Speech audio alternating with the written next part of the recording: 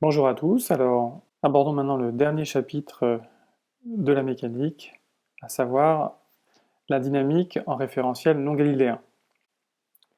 Donc je vais essayer de faire ça en une seule séance, donc je vais aller à l'essentiel. Dans ce chapitre, on distinguera deux types de référentiels.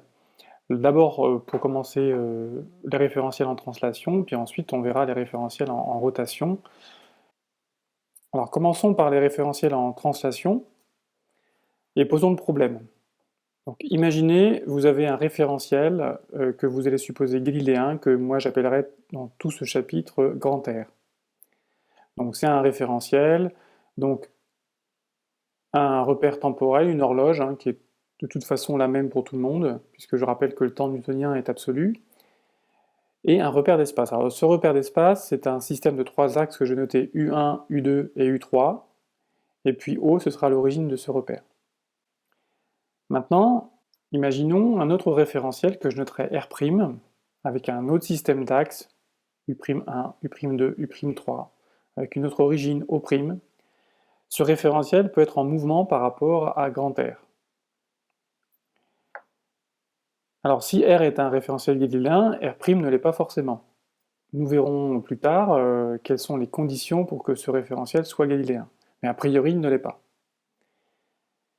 Alors qu'est-ce que j'entends par un référentiel en translation? Eh bien voilà une première définition. On dit que R' est en translation si ces axes conservent la même direction au cours du temps. Ça veut dire que les vecteurs unitaires des trois axes du référentiel ne changent ni en norme, bien sûr, ni en direction, ni en sens. Donc que leur dérivée, donc du'1 par rapport au temps, du'2 par rapport au temps, du'3 par rapport au temps, eh bien ça fait 0.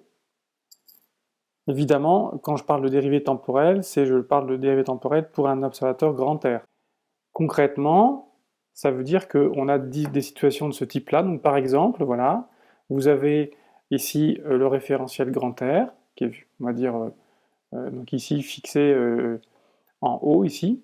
Et puis imaginez un référentiel en mouvement, dont l'origine O' décrit une droite, et dont les axes ici restent constamment dans ces directions-là, en fait. Ici, cet axe, par exemple, conserve une direction horizontale, etc., etc.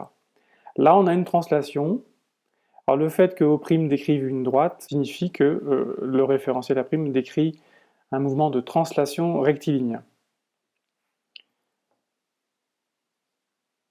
On peut aussi avoir une translation circulaire. Là, vous voyez ici, le référentiel R' conserve toujours ses axes dans la même direction, tout en tournant par rapport à grand R. En fait, O' décrit un cercle, mais les axes, eux, ne changent pas de direction au cours de cette trajectoire. On dit alors qu'on a une translation circulaire.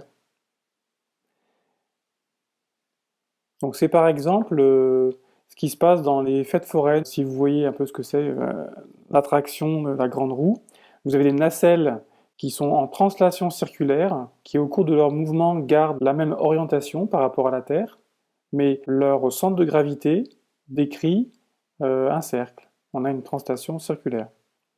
Alors c'est aussi le cas pour le référentiel géocentrique, le référentiel qui est lié au centre de la Terre et qui présente les mêmes axes que le référentiel de Copernic, qui est lié au centre du système solaire. Eh bien, le centre de la Terre décrit une orbite quasiment circulaire autour du Soleil, mais les axes du référentiel géocentrique gardent la même direction par rapport aux étoiles. Dans ce cas-là, on peut dire que le référentiel géocentrique est en translation circulaire par rapport au référentiel de Copernic.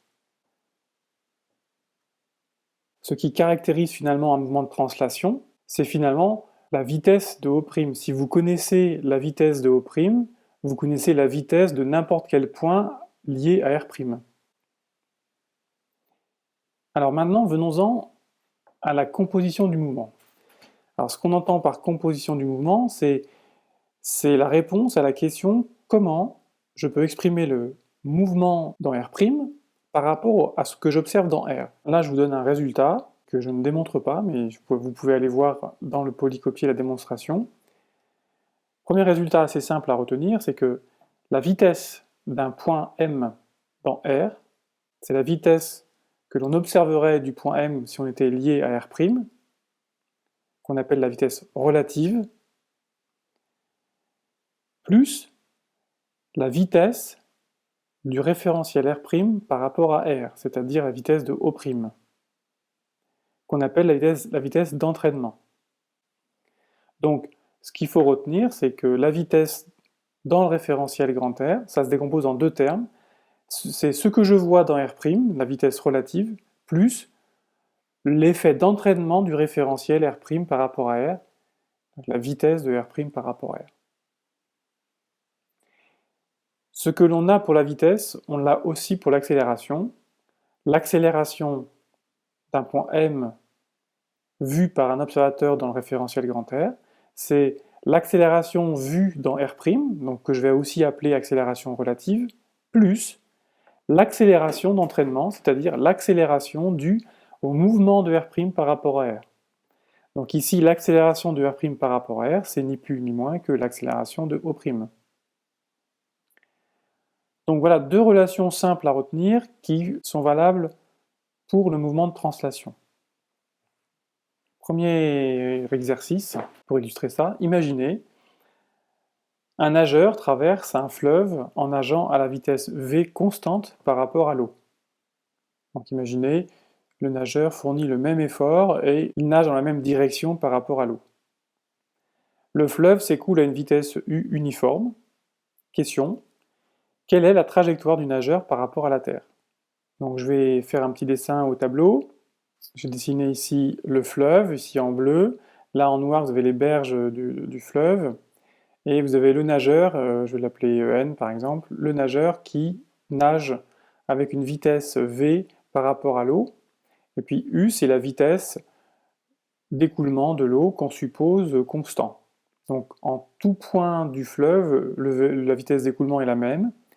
Et puis le nageur, lui, se déplace à une vitesse par rapport à l'eau qui est de toute façon constante en direction, en norme, en sens.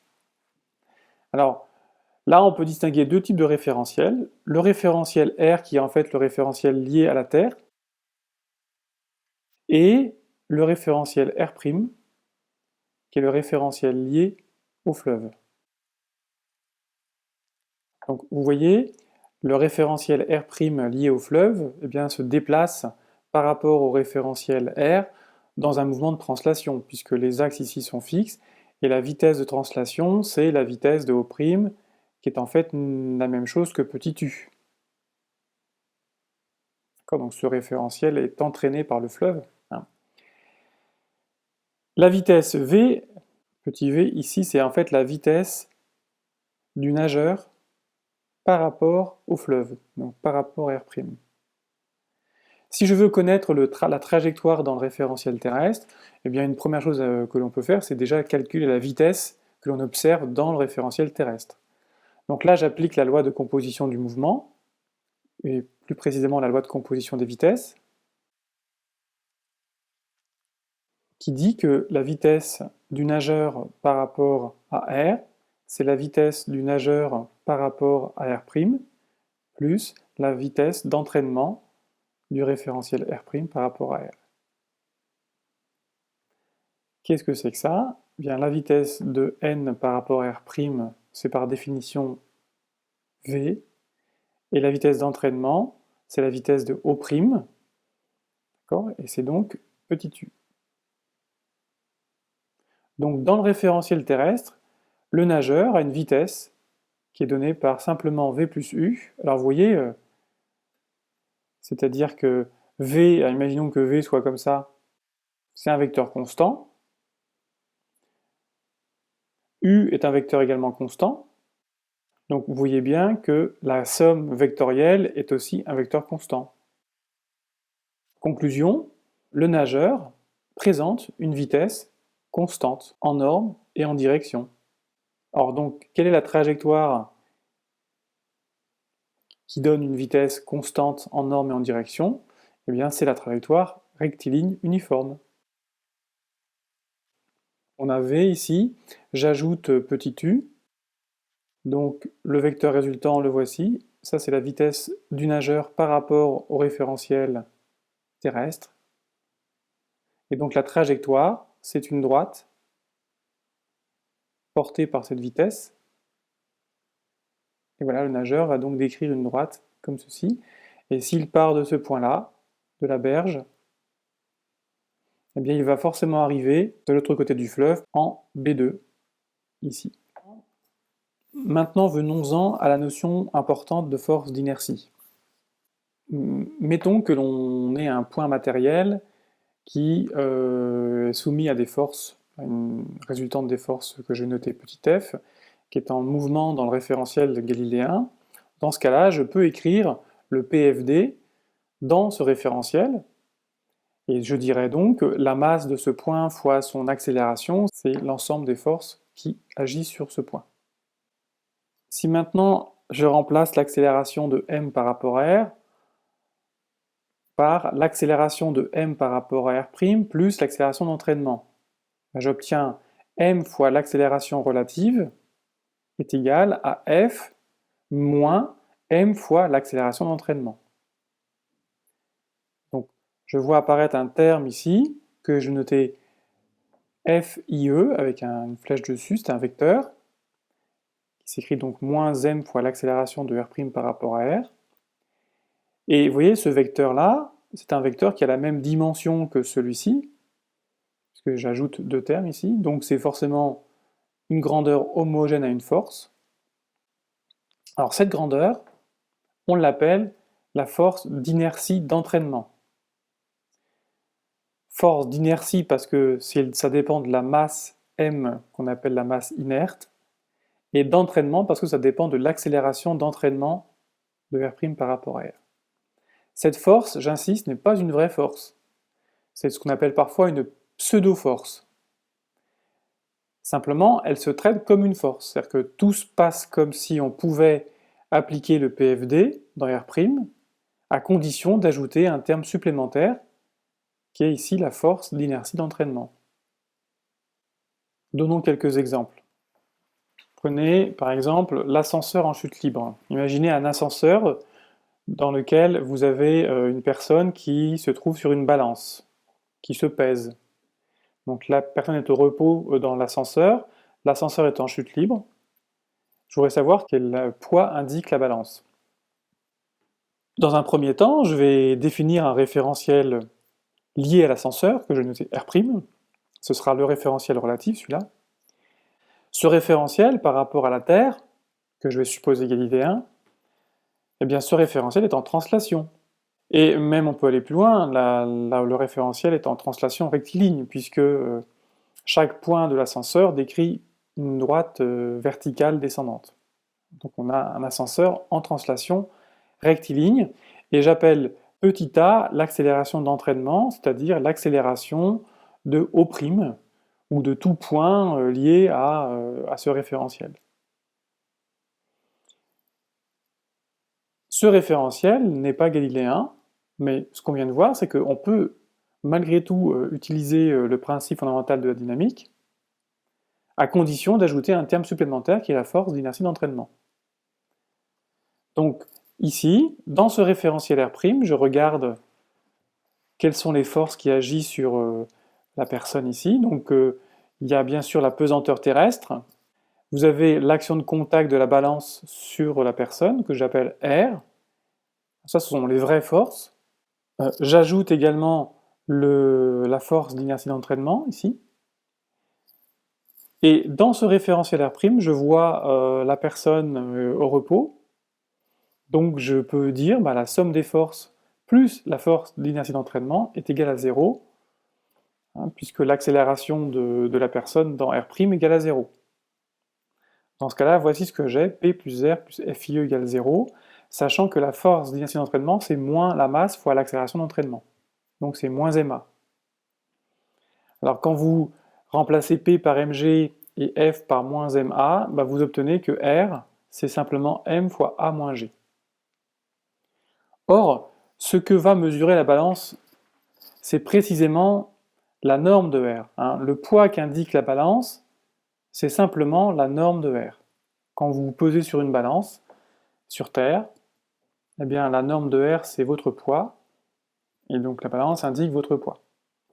Donc ici, la norme de R, c'est pas le poids, c'est M fois A moins G. Donc la balance ne va pas indiquer votre vrai poids, va indiquer un poids, on va dire, qu'on appelle parfois le poids apparent, qui vaut M A moins G. Alors n'oubliez pas, l'ascenseur est en chute libre.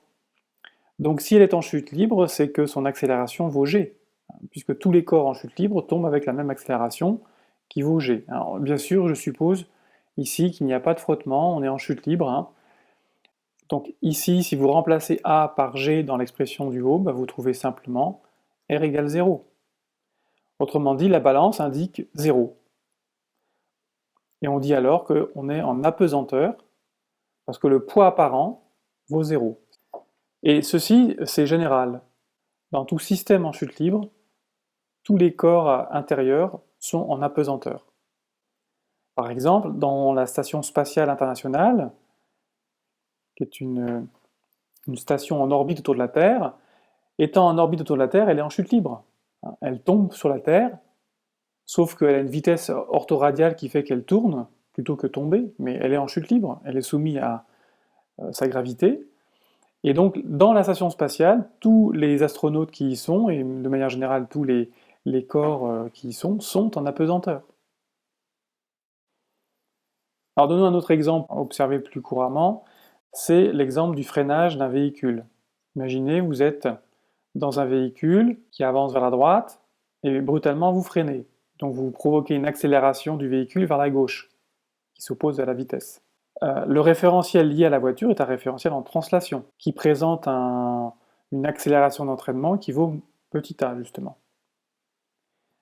Dans l'habitacle de la voiture, eh bien, le conducteur est régi par la loi dynamique, somme des forces plus la force d'inertie d'entraînement est égale à m fois l'accélération de m dans R'. Et donc quand vous mettez à freiner, tout se passe comme si vous ressentiez une force qui vous propulse vers l'avant. Donc cette force qui vous propulse vers l'avant, c'est la force d'inertie d'entraînement. Alors pourquoi vous êtes propulsé? Quand la voiture freine, elle va aller moins vite que vous. Vous allez avoir envie de conserver votre quantité de mouvement, hein, d'après le principe d'inertie. Donc vous allez conserver votre vitesse alors que la voiture ralentit. Donc vous allez vous fracasser la tête contre le pare-brise. Bon, évidemment, la ceinture de sécurité vous empêche de vous faire mal et vous retient en produisant une force qui va s'opposer à la force d'entraînement. Venons-en maintenant au principe de relativité galiléenne. Alors là, je vais essayer de répondre à une question toute simple, c'est que se passe-t-il si R' est en translation rectiligne uniforme par rapport à R? Donc j'ai bien dit translation rectiligne uniforme, donc il y a deux choses. D'une part, il faut que O' décrive une droite, et d'autre part, il faut qu'elle décrive cette droite à vitesse constante. Imaginez un point matériel dans le référentiel R, qui est supposé galiléen. Donc ce point, il est soumis au principe fondamental de la dynamique qui dit que m fois l'accélération de ce point par rapport à R, c'est la force F. Mais dans R', on a la même équation. M fois l'accélération de m par rapport à R' est égale à la force F plus la force d'inertie d'entraînement. Mais la force d'inertie d'entraînement, c'est moins m fois A. Mais si la translation est rectiligne uniforme, la vitesse d'entraînement est constante, et donc l'accélération d'entraînement vaut 0. Autrement dit, on obtient la même équation ici, aussi bien dans R que dans R'. Alors ça veut dire deux choses. Première chose, les lois de la physique sont identiques dans R' et dans R. On voit qu'on a les mêmes équations, donc on a la même physique. Vous ne pouvez pas distinguer deux référentiels dont l'un est en translation uniforme par rapport à l'autre par la physique qui s'y passe. Alors Galilée a donné un exemple assez éclairant pour traduire ça, c'est l'exemple suivant. Imaginez-vous dans un bateau qui se déplace sur une mer calme, poussé par un vent stable, et le bateau se déplace avec une vitesse constante v.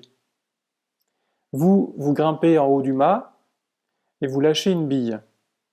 Question, à quel endroit la bille heurte le sol? Quand vous posez cette question à des enfants, souvent, la réponse intuitive qu'ils donnent est que la bille tombe à l'arrière du mât. Ce que dit la relativité galiléenne, c'est que eh bien, la bille tombe au pied du mât. Pourquoi? Parce que le bateau est en mouvement en rectiligne uniforme, la physique qui s'y passe est la même que si le bateau était fixe. Autrement dit, on a une simple chute libre, la bille va arriver au pied du mât. En fait, si on raisonne dans le référentiel terrestre, le bateau est en mouvement à une vitesse v, et la bille, elle va décrire une parabole, parce que par rapport à la Terre, la bille, quand vous la lâchez, elle présente une vitesse qui est, liée à l'entraînement du bateau. Et donc, cette bille, en tombant, décrit une parabole, et en décrivant cette parabole, la bille se déplace horizontalement à la même vitesse que le bateau, ce qui fait que par rapport au bateau, la bille va en ligne droite et tombera au pied du mât. Le deuxième aspect qui est une conséquence, c'est que tout référentiel en translation rectiligne uniforme par rapport à un référentiel galiléen est aussi galiléen, puisque si cette loi est vraie dans R, elle est aussi vraie dans R', et on a vu que si vous pouvez appliquer le PFD dans un référentiel, c'est que ce référentiel est galiléen. En résumé, voilà ce qu'il faut retenir pour cette première partie. Soit R' un référentiel en translation par rapport à un référentiel galiléen, que je note R. Soit R' est en translation rectiligne uniforme. Alors R' est galiléen, et vous n'avez pas de questions à vous poser, vous pouvez appliquer toutes les lois de la mécanique que vous connaissez dans ce référentiel R'. Soit R' n'est pas en translation rectiligne uniforme. Dans ce cas, il n'est pas galiléen, mais vous pouvez quand même appliquer les lois de la mécanique classique à la condition d'ajouter dans le bilan des forces la force d'inertie d'entraînement, qui s'écrit -m fois l'accélération d'entraînement, c'est-à-dire -m fois l'accélération du point O' par rapport à R. Donc finalement, le problème n'est pas beaucoup plus compliqué dans un référentiel en translation, vous avez juste un terme supplémentaire à ajouter et à le traiter comme une simple force.